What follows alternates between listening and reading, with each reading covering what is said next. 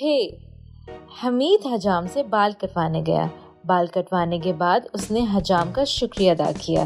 फिर उसने हलवाई से गरम गरम हलवा लेकर खाया और हलवाई का शुक्रिया अदा किया। क्या आप दूसरों का शुक्रिया अदा करते हैं?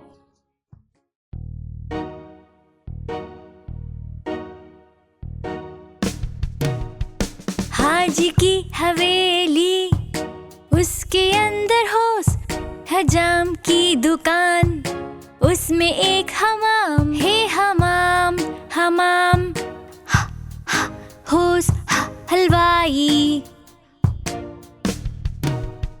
हाजी की हवेली, उसके अंदर होस हजाम की दुकान, उसमें एक हमाम है हमाम हमाम, होस हलवाई।